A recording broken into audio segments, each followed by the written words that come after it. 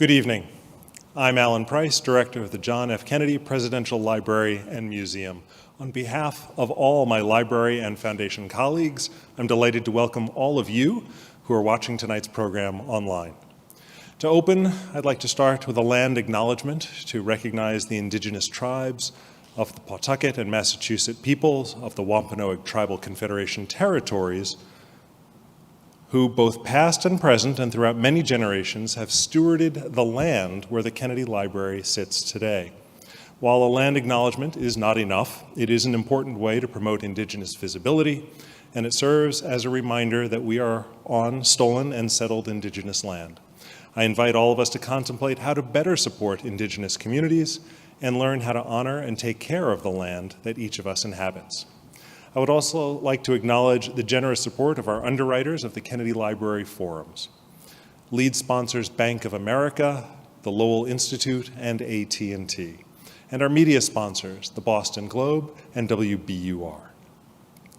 Will Hurd has kindly agreed to sign book plates for his newest book. The Harvard Bookstore will be selling copies if you are interested. Details and a link are in the description for tonight's program on your YouTube page. We look forward to a robust question and answer period. You'll see full instructions on screen for submitting your questions via email or comments on our YouTube page during the program. We're delighted our speakers are able to join us at the library this evening, and we'll relay your questions to them tonight. We look forward to welcoming many of you to the library in person for future programs, and we will share more information about those programs on our website as we are able.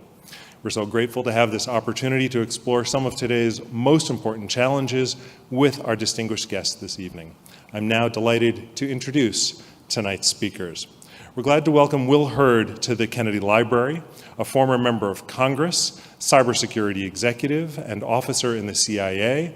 For 2 decades, he's been involved in the most pressing national security issues challenging the country, whether it was overseas in dangerous places, boardrooms of international businesses, or the halls of Congress. He is a trustee of the German Marshall Fund, board member of OpenAI, and managing director at Allen & Company.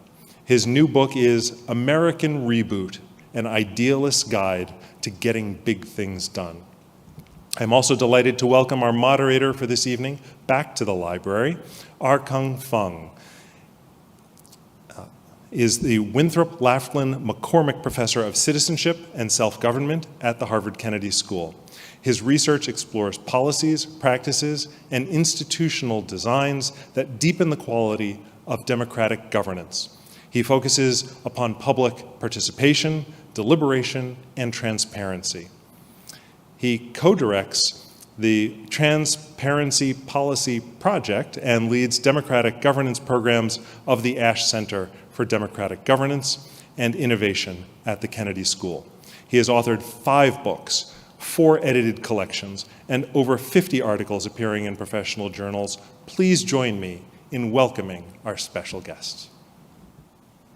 Thank you very much, Alan, for that kind introduction, and thank you to the excellent staff of the John F. Kennedy Presidential Library for the opportunity to engage in this conversation tonight, which I'm very much looking forward to, with Congressman Will Hurd. Will represented the Texas 23rd from 2014 to 2021, and in his book, the description of the district says it takes 11 hours to drive from one side of your district to the other, which is amazing.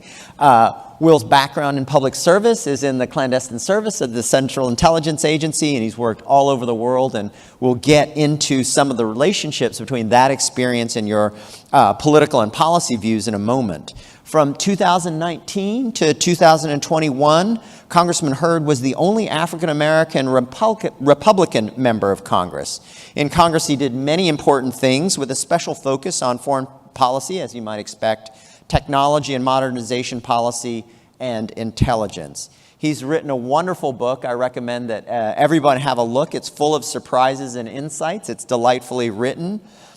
You weave together your early life experiences in a biracial family, in a marriage that would have been illegal, your parents, just a few years before because of anti-miscegenation laws.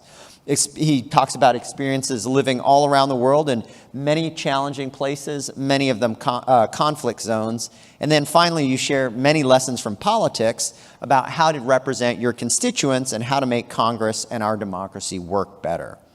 So we're at the John F. Kennedy Presidential Library, and I thought I'd open with a question that stems from President Kennedy's inaugural address. Of course, he famously asked us to ask what we can do for others and for our country. So, Congressman, what drew you to public service? When did you first incline in that direction? And I ask because I have many students, teach many people in a school of public policy, and I encounter many young students in college, and I wish more of them would take up the call to public service. Well, thanks for the question, and it's great here to be at the museum, the library. It was fascinating walking through it and seeing some of the history. You always feel like you know things, and then you get some nuggets that really change your perspective on things. But for me, so it started in college. My degree's in computer science. I thought I was going to be a programmer. I had never really been outside of Texas. I'd been to Langston, Oklahoma, which was kind of like Texas. And I'd been to Indiana as a boy when my grandmother and my mom's family was from there. I don't remember it. And I spent, 2 days in a town in California. So I had never seen it much outside of Texas. And my freshman year, I'm walking on in a building, and I see a sign that said to take 2 journalism classes in Mexico City for $425. I had $450 in my bank account, so I go to Mexico. I fell in love. I fell in love being in a different culture, seeing things I had only read about in books. It blew my mind seeing the Pyramid of the Sun and realizing the people that built the Pyramid of the Sun didn't call it the Pyramid of the Sun, and we don't even know the names of the people that built the pyramid because it was lost before the Aztecs came in 1,000 years later. Things like that just blew my mind, and I decided that I wanted to add international studies as a minor. First class I took was this old school Cold Warrior. We would have called him a Russia hand. He served in the CIA in very senior positions, super, engaged in the spy versus spy of the 80s and the 90s in the CIA, and he told the most amazing stories. And the next day, I had done something I had never done before. I went to his office and knocked on his door and was like, "Tell me more." And that began my interest in the CIA. And I decided that's what I wanted to do. I was lucky to be at Texas A&M University when the George H.W. Bush School and Museum and Library was created, and being exposed to President Bush at the time. A guy named Bob Gates was the interim head of the Bush School. And these were folks that I was lucky to have as mentors, and to see them and what they did was exciting. So when I graduated, I applied to the CIA, got accepted. Is it like a classified? How does one apply to the CIA? It's an interview and application process, right? And so I started in the CIA at 22. And for me, what was cool, it was a third of what one of my offers were. I got an offer to go work at IBM, and my dad told me to take that job because it paid better. But the opportunity to serve in exotic places and do it in service of my country, there's something about that spoke to me, and it was the best job on the planet. I did 2 years in D.C., 2 years in India, 2 years in Pakistan, 2 years in New York doing interagency work, and then 1.5 years in Afghanistan, and traveled in between those assignments all over the world. And it was awesome being able to serve my country and work on the most important and national security challenges of the day. And it got in my blood because one guy who I had never met told stories about his service. And that is what's inspired me. And I try to get into some of those experiences and get in that and talking about the book, because those experiences are so formative to me. Yeah. And things that have impacted me for the rest of my life. Yeah, that's I ask students all the time who their role models and heroes and people that they want to model part of the life after in their own lives. I think it helps to have such people. For you, it was a college professor, and then also Bob Gates, it sounds like. What about them and serving in government made you think, that's an honorable profession? I think I want to invest some years doing that. And does it feel, I guess, at all different? You've also worked at very high levels in the private sector. Does the public feel different, those models, those people, their contributions? And how, having lived both worlds? Well, it's a good, it's for me, it's all intertwined. And we should have people weaving in and out, right? I think, folks in the philanthropic world, academia, like I've been fortunate to have people that have all those experiences. And it's just different, but some of the same principles and theories. I was fortunate for my entire life having great mentors. And it starts with my mom and my dad. Right? I was a mama's boy. I talk about this, about how my head was this size since I was 4 years old. I wore a size 13 shoe when I was in 5th grade. I had a speech impediment until I was in early high school. But my mom always said, hey, doesn't matter what other people think about. I had coaches in elementary school that taught me that. So I can tell you along the way all these people that were important in giving me the life lessons that have been valuable to me, and that I still continue to try to use it. And that experience happens in the private sector as well too. Now that I'm out of government, the businesses that are involved in cutting edge technology is moving so fast. I thought I had a perspective on it when I was in Congress because I did a lot around technology policy, but I realized in this last year how little I actually knew.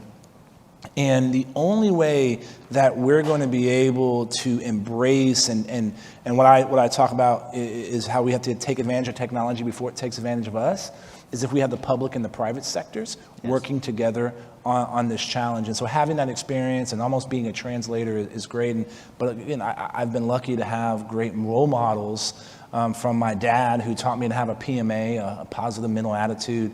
This is a guy who, was one of the first black salesmen for a number of companies in Texas, met my mom in LA, moved to San Antonio in 1971. My dad's black, my mom's white. It was, loving, the loving judicial decision you alluded to was only passed in 1967. So 4 years prior, it would have been impossible for them to have gotten married. And when they moved to South Texas, it wasn't in vogue to be an interracial couple. Sure. The house my parents live in now, they've lived there for 50 years, was the only house that they could find that would sell to an interracial couple. Wow. In parts of the district that I represented, my dad would travel when he was a salesman. Not every place would let him in to eat at restaurants.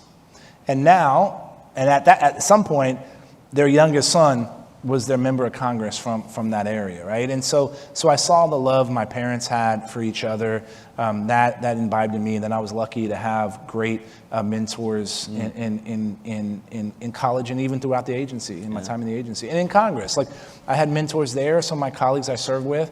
I've been pretty critical of some of my elected officials, my fellow elected officials, but there are some, like a guy like a Mac Thornberry, man, if everybody could be like him, the world would be better off. Yeah. So we didn't talk about this earlier, but I grew up in Oklahoma, so just one state north of you. I grew up in Norman, Oklahoma, and last year the Norman City Council just apologized to African Americans because before 1971, 1972, black people couldn't buy a house in Norman, Oklahoma. I'm obviously Asian for people working in watching the video. In Norman, Oklahoma, when I went to high school, there weren't very many Asians. Exactly. There were some good things about that, but there were some tough things about that too. How was it growing up black in a biracial family in Texas? But it taught us empathy. Yeah. Right? So I've always been different in whatever room I go in. That's actually hard for a lot of people, to be the odd person out. But when that is the only thing you know, right? It could, I'm assuming for some people it could have a negative impact, but for others it creates a level of empathy. So it was invaluable experience when I'm in places like Pakistan, where I look different. I'm a lot bigger. I have a drawl, like as soon as I open my mouth, they know I'm not from around there. It gave me an ability to operate and not worry. It also translated into my work in Congress. I'm a black Republican that represented a 71% Latino district. Nobody thought I had a chance. And when I won, everybody thought it was a fluke, and they're like, there's no way he's going to get reelected. But the reason I was able to win is because I showed up to places that, one, had never seen an elected official, definitely had never seen a Republican. And so for me, going into an environment that was hostile, right, from an ideological perspective, okay? It didn't mean anything to me because that's all I'd done my entire life. Like, I was used to being in an environment that I didn't necessarily fit in. And so those experiences growing up, the lessons were hard. It's easy to now, 44 years old, 6'4", 235 pounds, I know the CIA kick, right? like there's things that I'm able to deal with, but those lessons were hard. But I wouldn't give that up for anything. Because of what it did for me, and it made me definitely more empathetic. And then, you need empathy in order to show compassion, right? Feeling like you're in somebody's shoes is one thing, but doing something to try to alleviate people's problems, that's a completely another thing. And I do believe growing up as an interracial kid in South Texas, when it wasn't in vogue, was an experience that helped shape me and how I operate. Yeah, that's really enlightening. I hope people really hear that. I experienced it the same way. I mean, the difficulty comes with a lot of gifts, I feel. But the lesson sucks at the time. yeah, that's true. So I want to get right to one of my main interests, and I think a lot of people in the audience are feeling this way too. You've worked in a lot of countries in the world, some with fragile democracy, some without any democracy at all, the opposite of democracy. When you look around the United States right now, you've been traveling around a lot, you've been in Congress, you've talked to a lot of people all over your district and state, certainly. How much trouble do you think American democracy is in?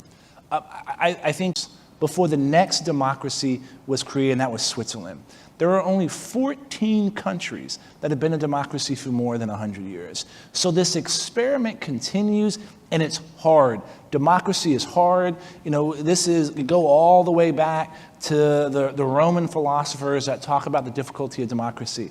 So democracy is not supposed to be easy, and it's fragile now. And one of the reasons I think it's fragile is because we take it for granted. We take for granted rule of law.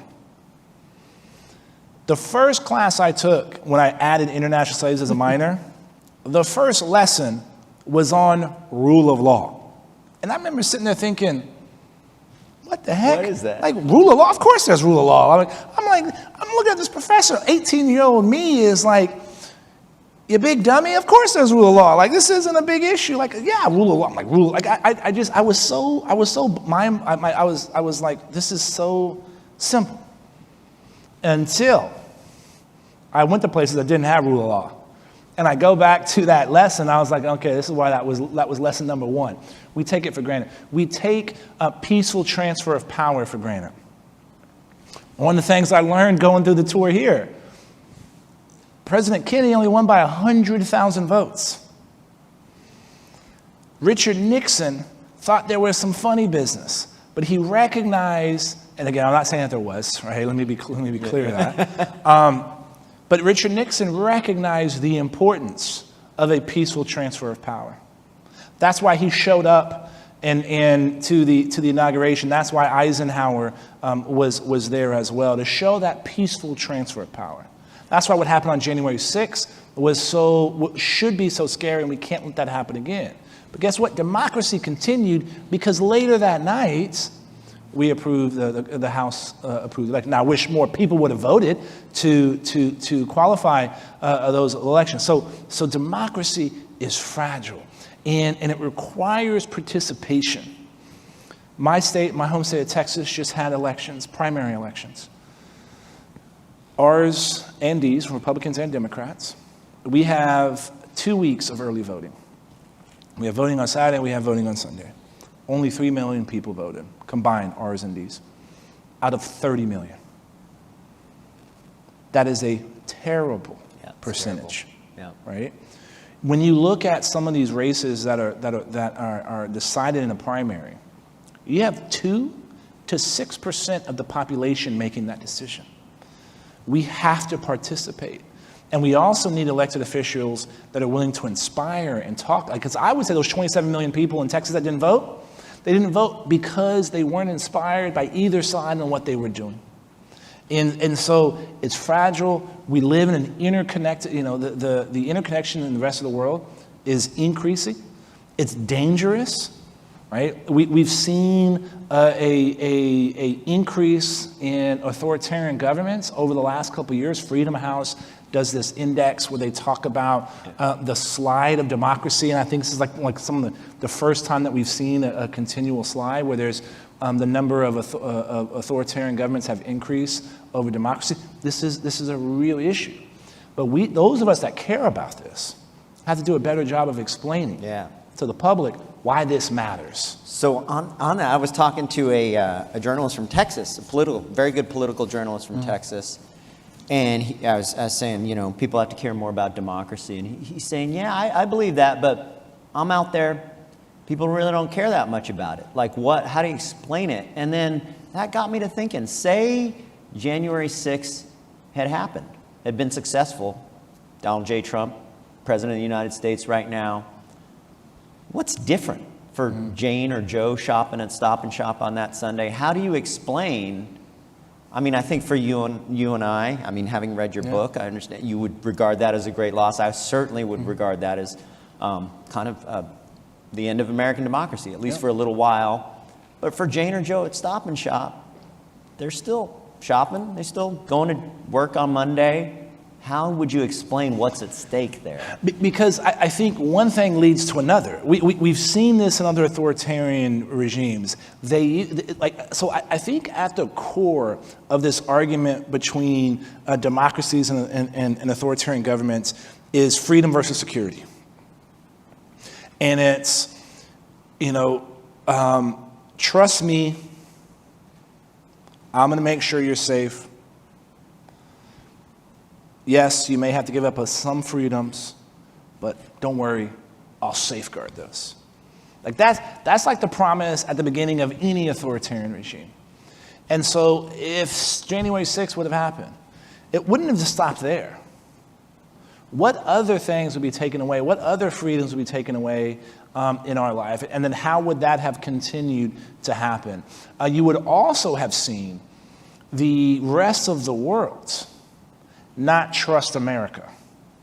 And I think, I would say in politics, the political spectrum is no longer a line. It's a horseshoe. And the edges of the horseshoe are closer to each other than they are to the middle. And so there is a vein in both parties of this protectionist, isolationist perspective. America has become an exceptional nation because of what we have given, not because of what we have taken. And it started after World War II when we were willing to give a hand to help rebuild Europe. By us rebuilding Europe, we create a partner that together, and that as not only as a place where we were buying goods and services, but a place we were selling goods and services to, that made the American economy the most important economy in the world. We're connected. We may not know it, right? But those things matter. So when the rest of the world stops trusting America and stops trusting an international order that we built, that we supported with our soft power and our hard power, that means our economy is going to be in decline. When our economy is in decline, what does that impact? That impacts our 401ks and our retirements. That impacts our ability of our kids and our grandkids to get good paying jobs. So it is not just about whether or not somebody stays in office. It's all these other things, second, third, fourth, fifth order effects that are going to happen. That is and it's hard for people to understand that and recognize that, right? Because we've only known this system. Most people that haven't traveled to places other than other democracies, you don't know what else is out there. And we assume, of course, there is, a majority rights, a majority rules with minority protections, right? Of course, we have the freedom to congregate and freedom of speech. Of course, we have the right against the ability to unreasonable search and seizures. Like we assume, of course, these things happen, but we don't appreciate how fragile and how much work goes into ensuring. And look, every president has made some comment, and I quote the Ronald Reagan one the most. We're only one generation away from losing this thing. Yeah. And that's why we have to fight to make sure we remember why these principles are so important and what it led. It has created the greatest economy this world has ever seen, and it has helped uplift humanity. That impacts every person, and that's why these things matter. No, I absolutely agree. It's harder now than it was just 5 years ago or 10 years ago. We're kind of up against the wall on many of these questions. And I really like your image, and I agree with it, that we need to find the stuff that 70 or 80% of Americans can agree on. And one of your theses, which I don't know whether I agree with this, is that there is more that unites us than divides us. So I want to probe that a little bit. Specific question, when John F. Kennedy was president of the United States, 75% of Americans thought they could trust people in Washington to do what's right all of the time or most of the time. I think Republicans and Democrats alike, many of them thought he and several other presidents after him were our president, honorable public servants, leaders that we ought to look up to. And now I find it hard to name a single public leader in America that 70% of Americans would say, that person is my leader. I really look up to, I think he or she is doing the best for our country. Thank goodness they're doing what they're doing. Because like 40% likes one person kind of means the other 40% doesn't like that. So are there any 70 or 80% leaders right now? Well, other than Volodymyr Zelensky? Right. No, look,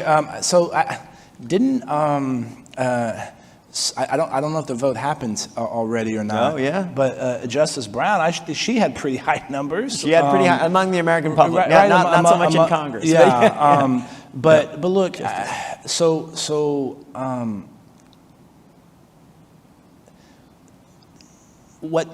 there is more that we agree on than we don't. And here's how I know it. Whether I was in El Paso, Texas, right? El Paso is a 95-ish% Latino city in West Texas on the tip of New Mexico, where Texas and New Mexico meet. 99% Democrat town. There are communities that are called colonias, which are similar to like favelas in like Brazil. Whether I'm in one of those communities, or I'm in the community where the San Antonio Spurs live in San Antonio, right? Which is a high-end upscale issue.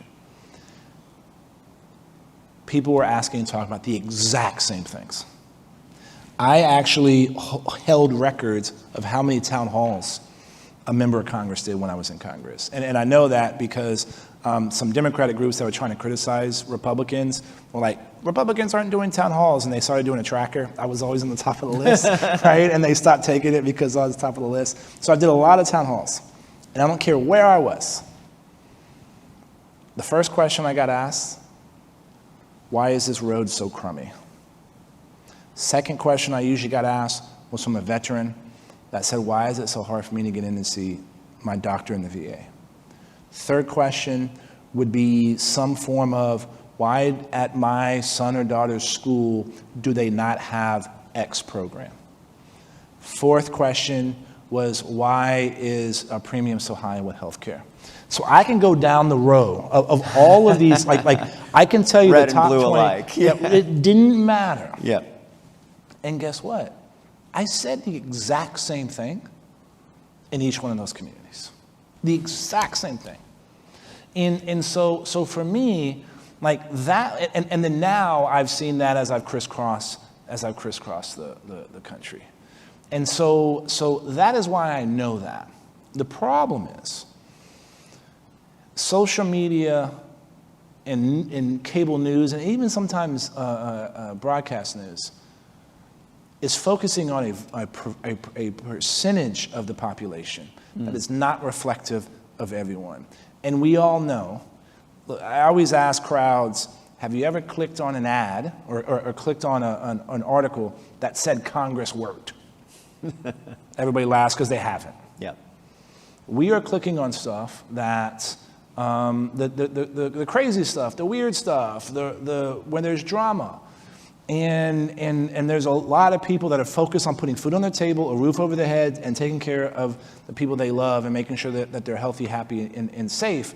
If we talked about those issues, we can come up with a whole lot of ways that we should be in agreement and things that we can work on to move the country forward.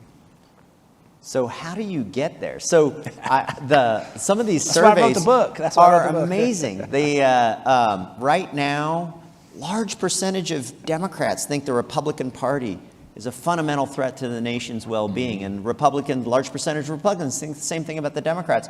In these surveys, people say that that they would really, really not want their son or daughter to marry someone from the other party. Like, politics on that relational dimension is more important than race or religion now, right? That's what I tell my mother when my mother asks me, how come I'm not married yet? I'm like, Mom, things have changed. Half the population won't date me because I'm a Republican.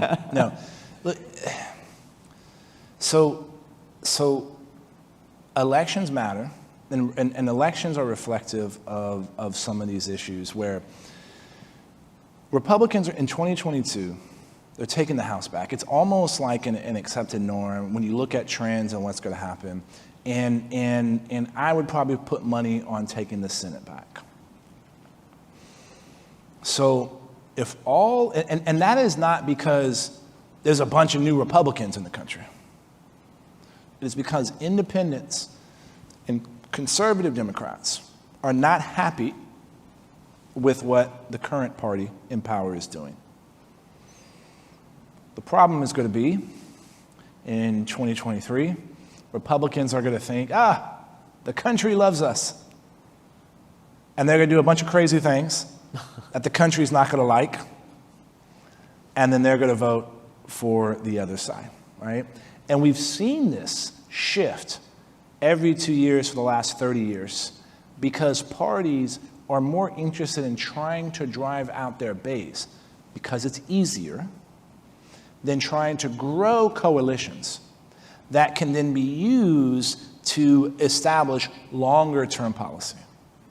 And so that is why we see some of these problems and why there may be a disconnect between some of this polling and what actually ultimately happens on the ground. How do we change all this? The magic wand would, in my opinion, would be to make all seats competitive. They're kind of the opposite of that. They're one. Yeah, look, redistricting is incumbent protection. Yeah. Right. R's do it. D's do it. So me competitive is +6 in either direction. So you don't have a congressional district that's more than 56% Republican or more than 56% Democrat. A 56 or less district, in my opinion, is a jump ball. So that forces more conversations to happen in November, where more people vote, and you have a broader percentage of the electorate. And when you look at, so 2020, there were only 34 competitive seats, meaning, and the way I define competitive, it's where in the previous presidential election, people voted for one party for president and the opposite party for the House, right? So 2020, it's 34. Out of 438. Out of 435. Yeah. 438, yeah. 435. 435, yeah. Then go to 2000, that number was north of 70. You go to 1980, that number was north of 130. So, and then you can look at those periods where more legislation got passed. All major pieces of legislation that we can remember, right, or we can talk about, we can name Civil Rights Act, a Clean Water Act, Americans with Disability Act, the First Step Act, Every Student Succeeds Act, No Child Left Behind. Like you can name all these things. All of those were done when there was mixed government. And so my hypothesis is when you have more competitive seats, then you actually get people that are designed to solve problems and are not bomb throwers. And so, but guess what? The thing I'm talking about is doable, but it's hard. Because it's easy to preach to the choir. I know how to go in ruby red districts and talk to them. I actually know what you would say if you went to a deep blue district. But going in and presenting ideas to communities that may not necessarily ID with you is hard. And that's why people don't do it. But that's where the opportunity is. Because the number of people that don't vote in primaries but are traditional general election voters is significant compared to the people that vote in the primary. So would you be in favor of structural reform that most people now think of as a capitally democratic proposal, independent redistricting commissions with a, I think your instruction would be draw the line so that you maximize competition, but whatever. I mean, you need independent districts to Sure, do look, redistricting I think, so if you have a governing principle of how the district is supposed to be drawn that encourage competition in November, that's what I'm for, right? Because has California, with all of their changes, has that made, and again, so I look at competition as what's driving the conversation and leads to better policies and decisions. Has that increased competition or not? I haven't looked at the numbers. I can't say whether that is. Doing things like, look, I would love a primary where the top two go on to the runoff. Right. That's like perfectly designed for me, right? And so I think there's a lot of things that can be done. But the thing that can be done today is candidates having the discipline to focus and talk to people in the middle, not just the people on the edges. For folks to vote in primaries, right? Voting in a general election is not the ceiling of a civil engagement, civil activity. It's actually the floor. We need to be doing more and getting more people to vote. And then also we need to model the behavior that we want to see in our elected officials. Everybody that complains about social media being nasty and hateful and toxic, well, then why are you being nasty, hateful, and toxic on social media maybe yourself? You can get more people out to the polls that way. Well, sure, right? But it requires a discipline to not do that.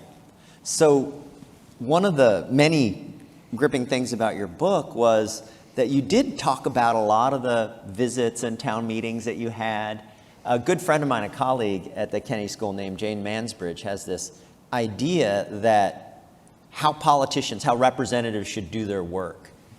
And she thinks it really needs to be a two-way conversation, that it's not that the politicians are just doing what people want, but they are listening and learning, but then your constituents also have a responsibility to listen and learn and try to grow. And it felt like that was happening. That's how you think about it. So I wanted to ask you, what's like one important thing that you felt like you learned from talking to people at these meetings that you didn't know before? And then also, what's one important thing that you feel like you were able to convince people of that maybe they didn't know? Well, look, there are so many examples. When I look at, so I got 21 pieces of legislation signed into law in 6 years. It's a lot. It's more than what most people do in 2 or 3 decades.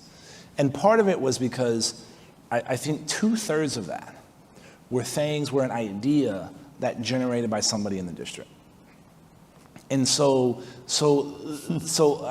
there's so many examples of that. Like, there's so many stories. The part that doesn't get talked about when you talk about Congress and the government is constituent services.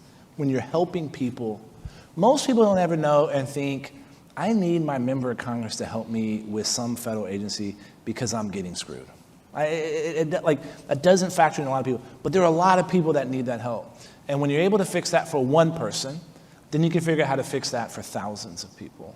And so look, I've learned about people that I was able to honor. There's a guy named Marcelino Serna, the most decorated Texan in World War I. He actually grew up in El Paso, but was born in Mexico. And he decided to join the army. And in World War I, he gets to, I forget where he lands in Europe.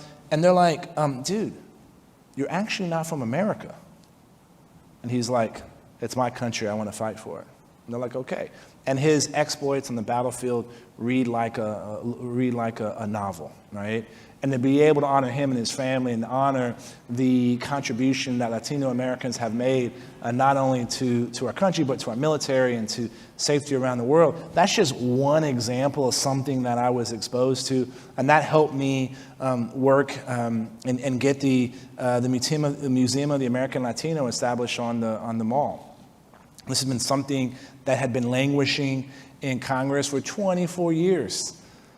I was able to help make it happen, right? And so that's just some examples. But the thing that was valuable to me and confirms what your colleague is talking about, the benefit of representing a truly 50-50 district was that no matter what I did, half the district was upset with me. And it was actually painful. No, it was actually very freeing. Because my philosophy was simple. Tell people what you're doing and why you're doing it. They may not agree. And when I did, a couple of 100 town halls and events over the course of a year, I was able to go and explain, hey, this was the value that I based this decision on, and explain it to people and be able to articulate. Look, I represented 820 miles of the border. This is when all the talk about build a wall from sea to shining sea.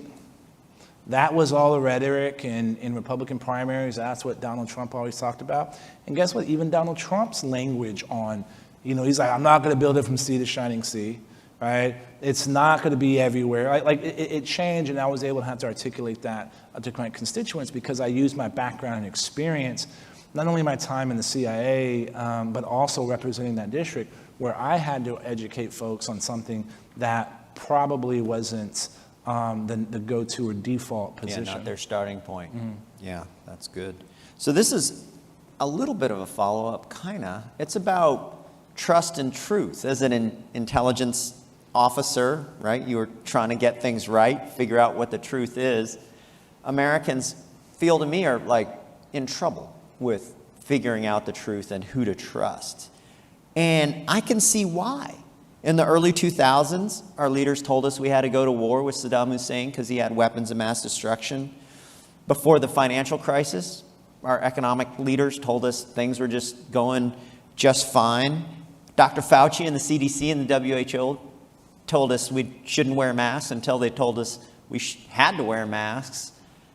And yet, there is truth. There's a truth about COVID. There's a truth about vaccines. There's a truth about climate change. But the trouble is, we can't trust anyone to get it right and help us out of the box. So how do we get back to finding truth tellers that we can trust? Because unless, and there is a truth about the 2020 election. No, there is a truth about that. For sure. The erosion of trust in all of our institutions has been exacerbated by our enemies. When you look at what the Russians have been doing in the information operations space, their goal is to get us to fight amongst ourselves, to not trust our institutions. We're seeing the Chinese government do the same thing, and they're building upon things that are already happening here, right? That ember, that fire is already burning, and they're trying to blow on that. So we have that piece. So I've learned the only way you can build trust with someone is over time, and that is that they know what you're doing and why you're doing it. And it requires, and you have to be honest every time. One of the chapters in the book is titled, Your Audio and Your Video Must Match. The things you say, your audio, must match the things you do, your video. And it has to match every time. Because the one time it doesn't, that trust is completely gone. And so it is, and look, how do you convince somebody who, look, the 2020 election was the most secure election in the history of elections, period, full stop. It wasn't lost. It wasn't stolen. It was lost. It was lost because Donald Trump was incapable of growing the Republican Party in a new voting box. At the same time, you had down ballot races of Republicans outperforming Donald Trump, right? Like that alone should tell you that somebody went in the ballot box, said, I don't like this guy, I don't like what the other people are doing, I'm splitting my ticket. That happened. And so why is that not accepted by some? I don't, is it a neuroscience issue? For me, it is about how do you make sure that every time you talk, every time you do things, you speak the truth, even if it's not politically expedient. I think the problem that you have with a number of our elected officials, before they got into that elected position, they never had to make a decision where doing the right thing had consequences. And because they've not had practice in doing the right thing when the stakes were low. So if you don't have practice doing the right thing when the stakes are low, you're not going to be able to do the right thing when the stakes are high because you're more interested in keeping your job and holding on to that power than doing the right thing and suffering the consequences and going back into explaining people, this is what actually happened and here's my opinion. But I also don't know why that people believe some joker on YouTube who they've never met and think that person has more insight into something, or some made-up person that you've never seen has more insights than the person that's been in your community a long time. I don't know. I don't know the answer to that. But all I do know is that we have to grow and talk to those people that are not participating in our process now, because they're the ones that are going to make sure that we continue to protect this fragile democracy. Yeah, good. So this is a little bit related to that, but more to the Texas 23rd and to local politics. You know, I used to think that that truth and good politics began from the local, because there's actual problems, and you talk about many problems that you solve in the Texas 23rd, and people can see those, and it doesn't matter what their ideology. You know, either the street has a lot of potholes in it, or it doesn't, or I can go to the doctor, or I can't, right? But I've begun to doubt myself on that, because it feels like so many of these national toxic issues are flowing into the local in a way that people can't even see the problems anymore. So do you have experience, like you must have seen lots of this, like the wars around social distancing or masking or anti-vax, or, you know, that's all COVID stuff, but there are many other dimensions in which you feel like my people are really getting it wrong. And were you able to help them get it right? Well, I always said what I thought was right? So there's probably a lot of issues. Let's look at my inbox of complaints, right? But it's not like, I would always tell people that are running for office or when they first get elected, like, don't be afraid of your constituents. Also, it's like, why do we think we have to agree with our elected officials 100% of the time? I always ask people, do you agree with your spouse 100% of the time? And everybody laughs, because the answer is no. And so I did those things, right? Like I showed up and took the questions and gave an answer. Right? The one time I was embarrassed with my response was early on, and I tell this story in the book. This was 2014, and I'm in a West Texas town, and I finished my spiel. I think this is, I've been elected, and I was going to hit all 29 counties before I got sworn into office to get my marching orders because my boss were the people that I represented, right? And this woman stands up, raises her hand, and goes, why don't we round up all the Muslims and throw them in an internment camp? And I'm like, We did that before. yeah, look, so my error was I paused. Instead of saying, that's absolutely crazy, goes against everything that our country was founded on and built upon. And that would be the exact opposite of what we should do. That's what my answer should have been. I rambled on about ISIS or something like that. And I remember I got in the car and my buddy was, because nobody ever thought I was going to win, I never had much professional staff. So I always had to call my friends and be like, hey, I need someone to drive. You know, I need someone to help drive. And I was sitting there, I was like, I didn't answer that one well. I was like, if I had a redo, I would have gone back and done it differently. And I said right there, you could always be honest. Yeah. Right? And I have. And so you asked the question, I was like, man, there's like every issue. Like I go into, someone's going to disagree with you, and you can't be afraid with that. But here's what I learned.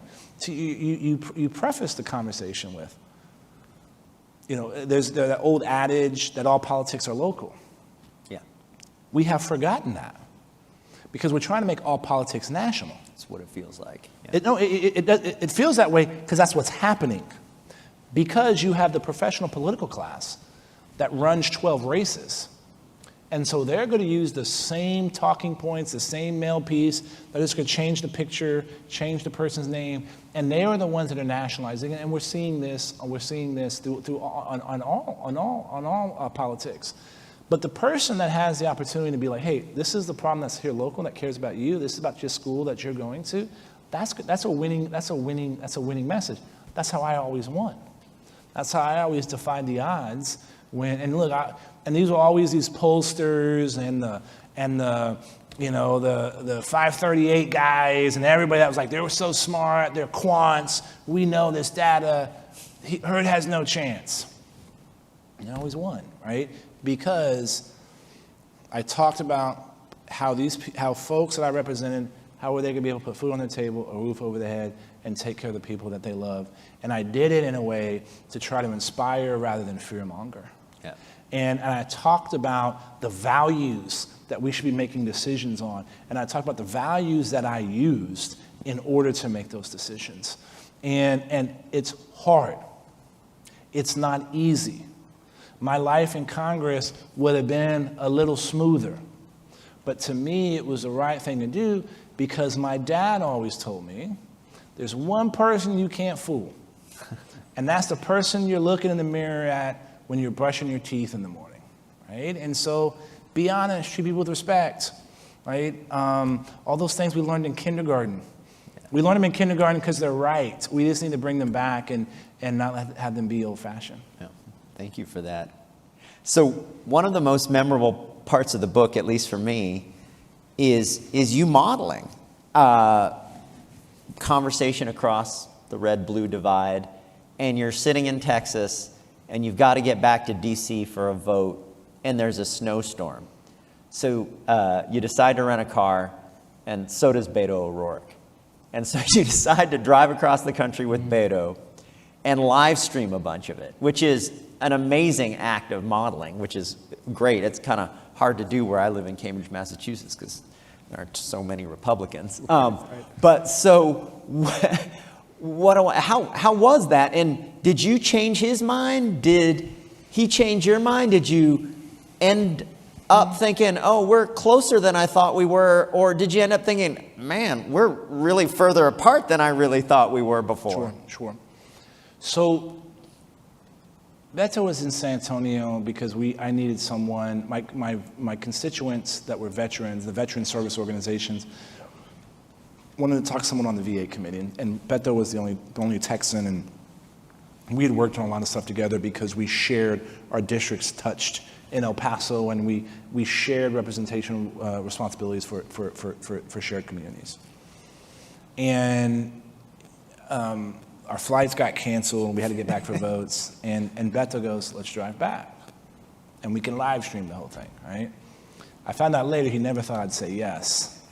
And then after the second, we had 3 meetings that day. After the second meeting, I was like, let's do it. I was like, you got to rent the car, though. Right? And so 35-hour trip in the car from San Antonio to Washington, D.C., 31 hours in the car, 29 hours live stream. We didn't live stream some of it. We live streamed almost all of it. And we debate, this was at the time when the repeal and replace of the Affordable Care Act was happening. We had a 6-hour debate on healthcare, right? We debated, we fought over pie versus cake, right? You know, like we had some silly stuff, but we had some serious stuff. 29 million people watched us on social media. We were on every TV program over that 31-hour period. And so what was fascinating about the whole experience, the first 30 minutes, so Beto was driving, we're using his socials, so I'm reading it. The comments were toxic. Like, people were so rude, they were so nasty to me, and like at one point... Because it's his social, it's his followers. It's his followers, right? Yeah. And at one point, it's like one of the few times we actually paused the feed. I said, Beto, bro, I was like, man, I'm not gonna be able to do this and read this kind of garbage all day. I was like, I can't do that. And like 90 minutes in, it changed. And people are like, this is so cool. We appreciate y'all having conversations. You've renewed our faith in society. We didn't think 2 people can have conversations. And it wasn't about us changing each other's mind. And we tried. It was, we both had a better understanding of each other's perspective and why we were coming from that position. And you talked about some of the polling that says the other side are evil. They're trying to ruin the country. Like, I saw from that's not the case. We're starting from the same position. We may have a different agreement on how to get there, but we're starting in the same place where we're trying to help our communities. So seeing that made me step back, and when I work with my colleagues, I try to understand where they were coming from. We got on each other's piece of legislation. I had a bill I was working on. He got on. I got on one of his. So we did make some of that. We did do some of that, and then we also really debated. Like, I think we tweaked some of our opinions on things. Like, we had a long debate about money in politics. We had a long debate about national service and those kinds of issues. And so I think we shifted some of our perspectives. But what I did learn in that experience, and which I can never forget, the public wants us to disagree without being disagreeable. I had seen that in my district, and having 29 million people across the country watch proved that. And it goes back to what I said at the beginning, which is you question, rightfully so. But to me, it's ironclad. Way more unites us than divides us. And when we talk about those things, we're going to be able to make sure to make this democracy a little bit less fragile. Yeah.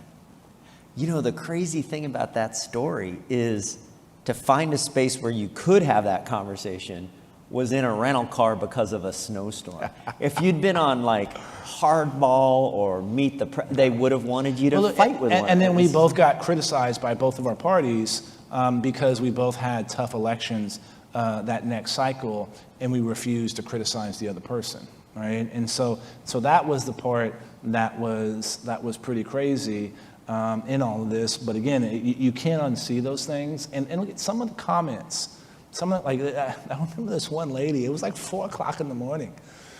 And she's like, oh my God, I can't go to bed. She's like, I'm gonna be late to work because I need to go to bed. And we're like, go to bed. It's 4 o'clock in the morning. It's pitch black. Somewhere. Like, look, we're trying to get to Memphis or Nashville. It's pitch black outside. We're not doing anything. And then we had this weird debate, and she comes back in. She goes, "See, I would have missed that if I would have gone to bed." Right? There was people like that. That was really. It was like, wow, you know. But here's the thing I see. Like I see it all the time. The feedback I'm getting from people on the book and what people are telling me, they're like, Will, we appreciate that, right? Like I was in New York before this, and I walk up to the Delta counter, and he goes, "You're Hurd with that book." And he goes, "I like some of those ideas in that book." He's like, "You're right on to something." It's like, I was like, "Thanks, brother, I appreciate that," right? Like, and so to me, look, 72% of Americans think the country's on the wrong track. Yeah. And it's been growing that way. We don't have to accept the trajectory that we're on. There's a different way, there's a better way. It's going to require work, but anything worth it is you got to put the work in.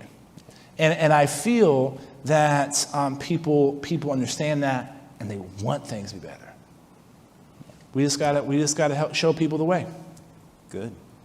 So this is you might not like this question. It comes, a version of it came from on the tweet thread where I asked people to tweet me questions that they wanted to ask Will Hurd. So why doesn't Will Hurd leave the Republican Party and run as an independent? I mean, our system is really stacked against that, but if we had a multi-party democracy like most other places in the world, I think Lynn Cheney would be better off in a different party. I think AOC and Bernie would be better off in a different party.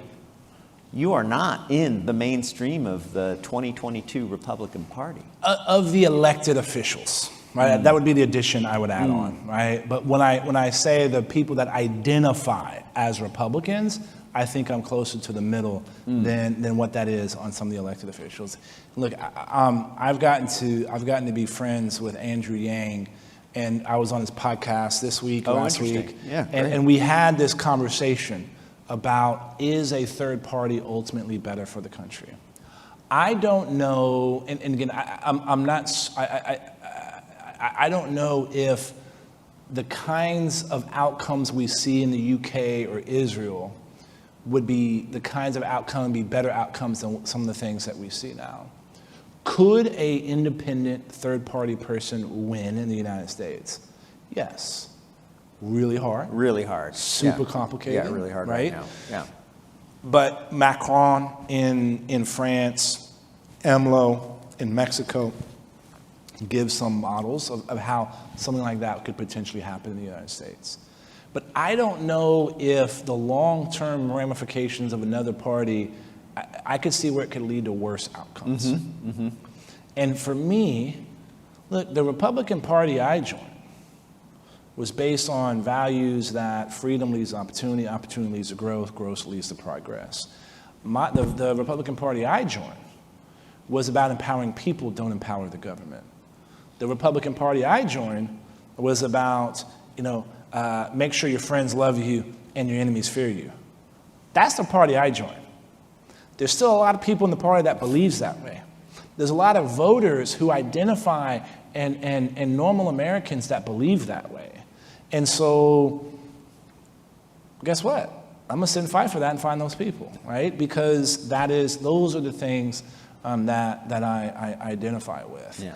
And so yeah, it's a struggle. It's a debate within the party. It's okay to have a diversity of ideas, I think, within both parties.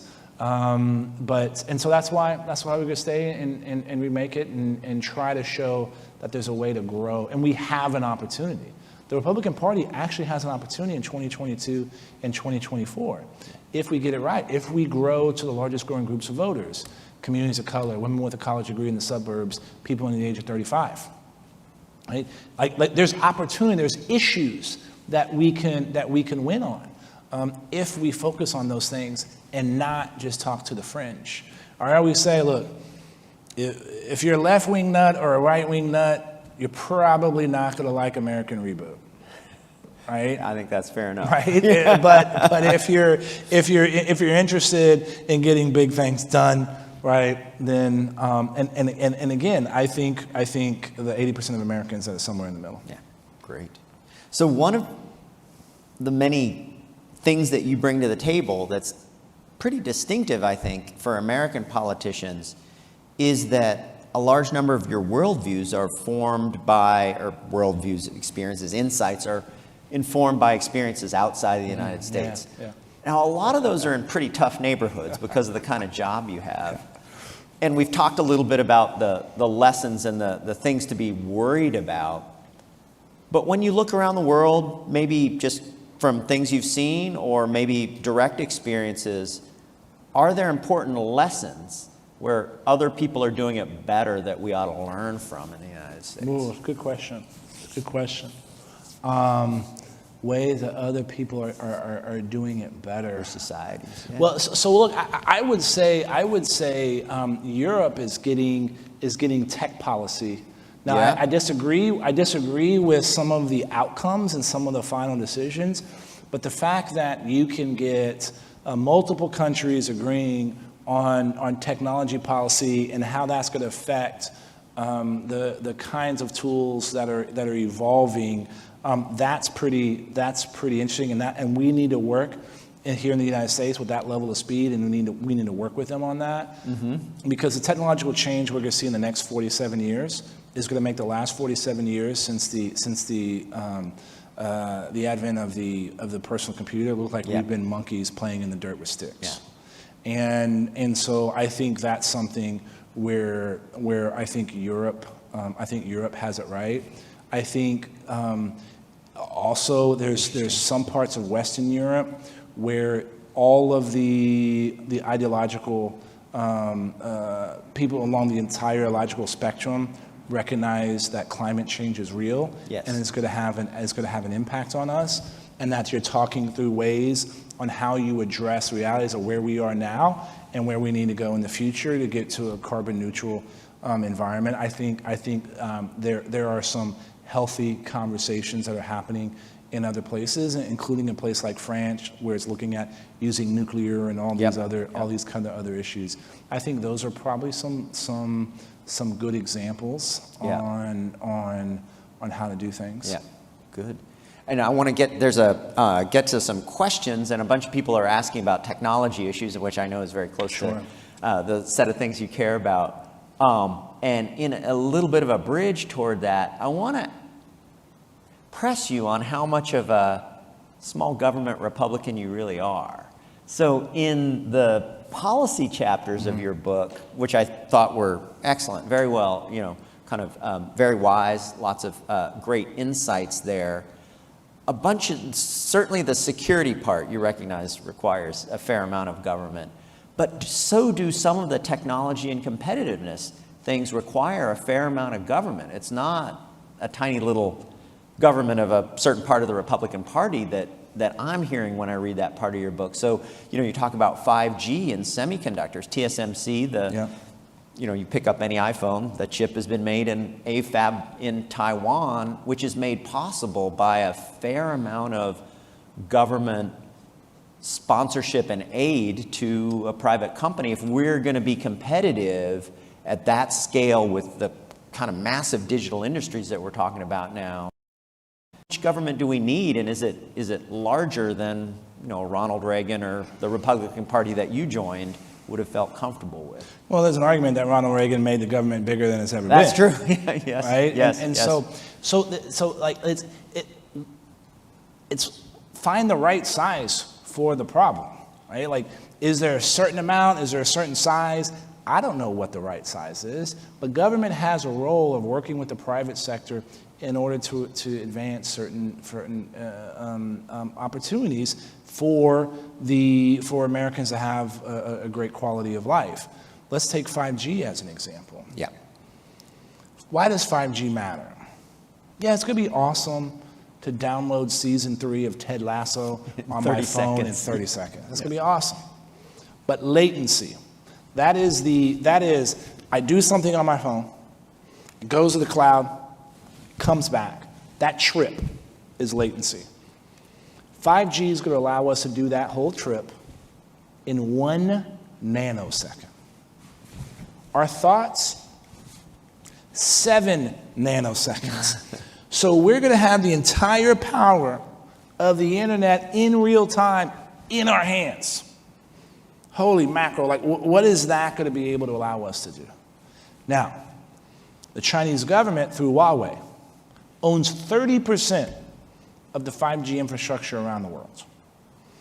So that means all of the tools and applications and things we use that are going to give us that latency, that download speed, that infrastructure is going to be owned by our adversary. So the adversary is going to be able to do a whole lot of things around with that data. So there's only 3 other companies in the world that can do these kinds of 5G machines, the infrastructure for that. Nokia, Samsung, and Ericsson. Why have we not, the government needs a lot of infrastructure to build. Why have we not done 10-year contracts or projects for what we need for that build out to ensure the competitiveness that these companies that we want to be working with have the ability to understand what their sales in essence are going to be. So this is not direct investment. Yeah. This is giving some continuity because we know it's something that we're going to need.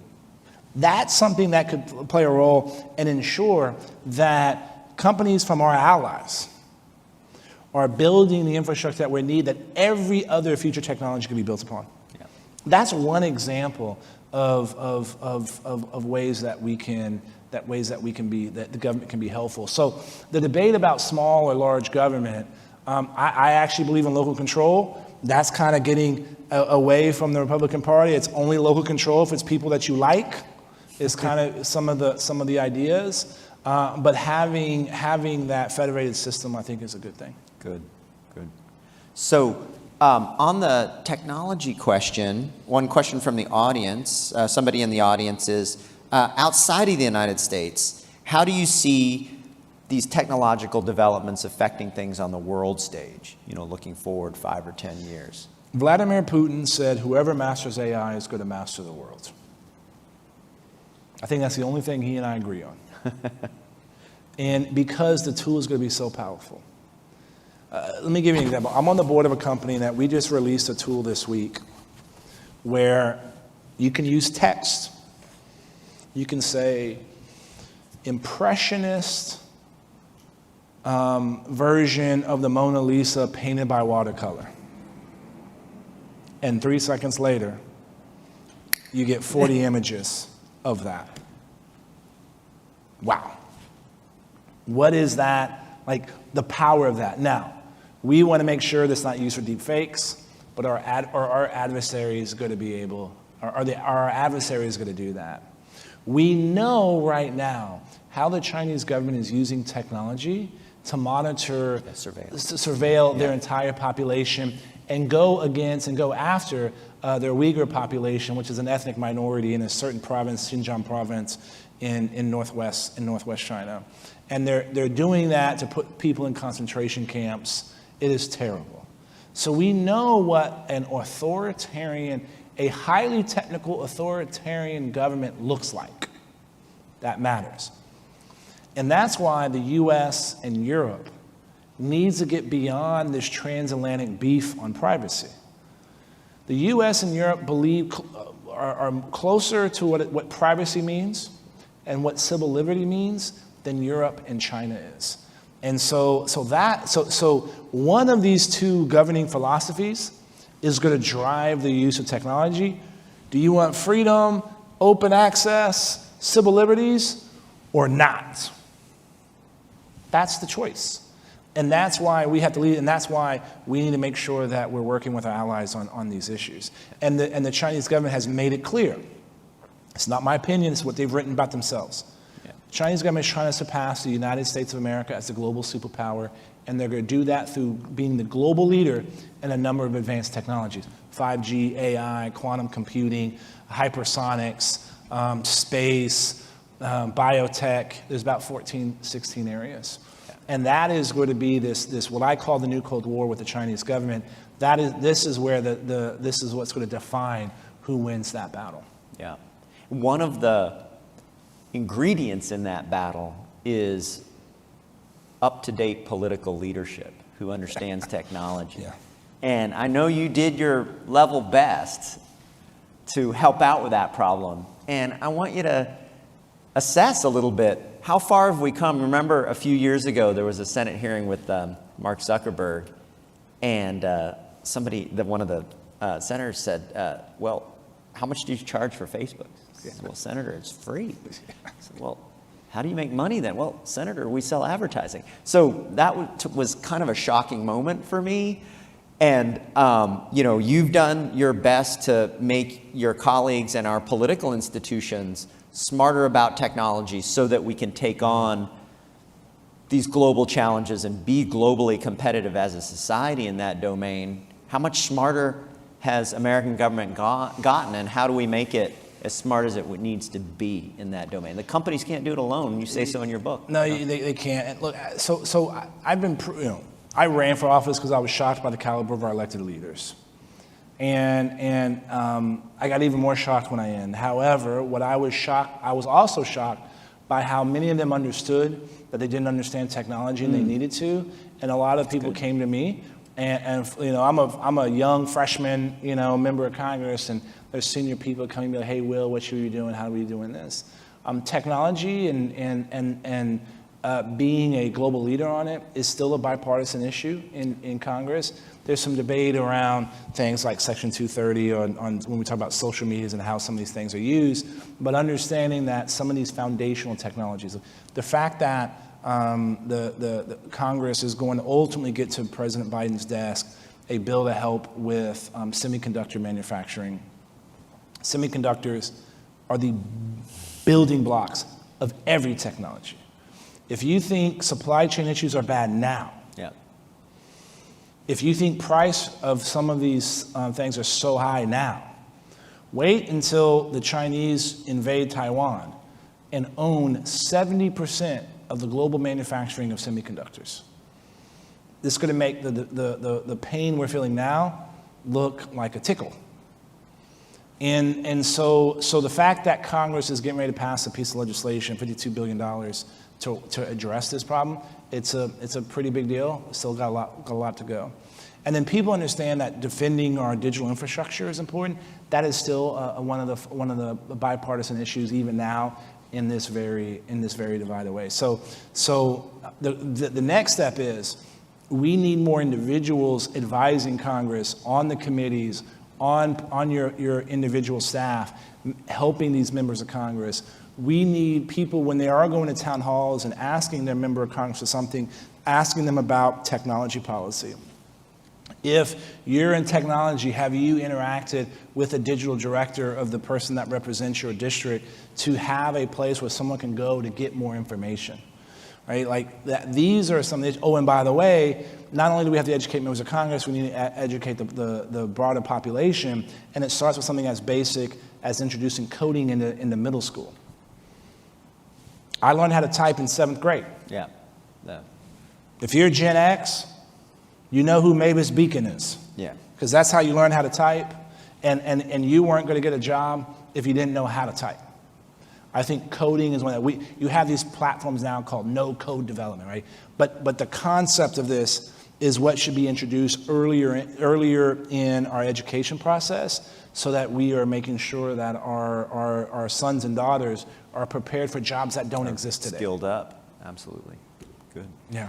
So another question from the audience. It deals with two policy issues that you take up. One is inequality and climate. Sure.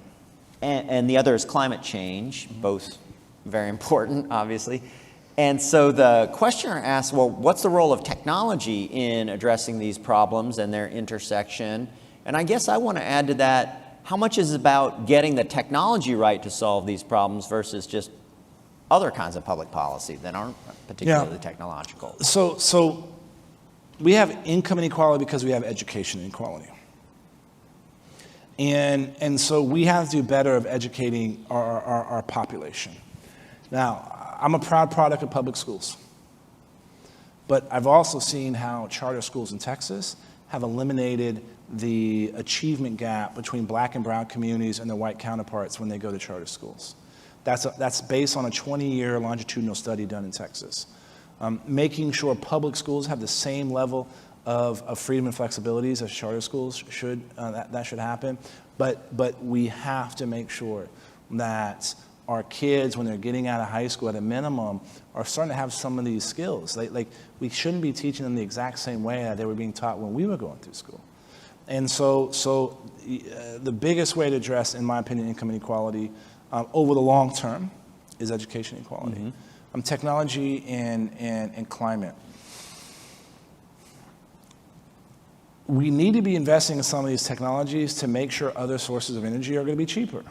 When something is going to be cheaper and as good, then you're going to see people change. We are at a period, and I go into this in the book pretty significantly. There are still like 4 billion people that don't have access to clean water and for cooking or electricity. So we have to make sure that we're addressing that problem the same way. Why are we not, doing more on carbon capture when it comes to hydrocarbons? Why are we not looking at nuclear? France is doing that. We talked about that. Yep. We talked about that earlier. We're using AI in some sectors to make sure you're using less. You're increasing crop production, using less water, less energy to do that. But I also think when it comes to climate, and I talk about this in the book, for some people, we need to change the narrative. This is about preventing the earth from doing something that wipes us off the earth. The earth Mother is gonna be Earth, fine. That's what you say in your book. Mother Earth is undefeated. Yep. There have been 5 other extinction events, and we're going through a 6th. And it's about preventing us from going extinct.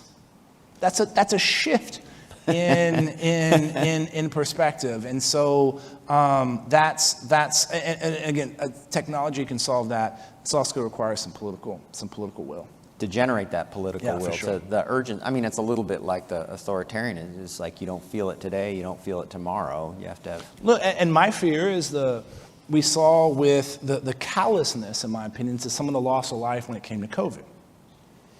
That was a significant loss of life over a short period of time that eclipsed wars.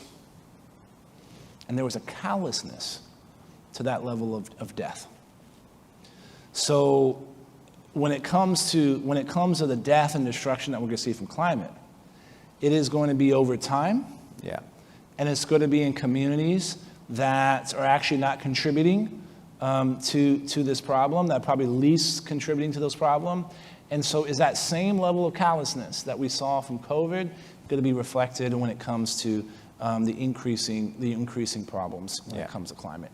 That's one of the things that I'm afraid of when it comes to this particular existential crisis. Yeah, and I think that, I don't know whether you have insights about an important role for political leadership is to stretch out America's time horizon. And so much of what you write about is visionary in the sense that you're looking far into the future in competitiveness and technology and climate and democracy issues.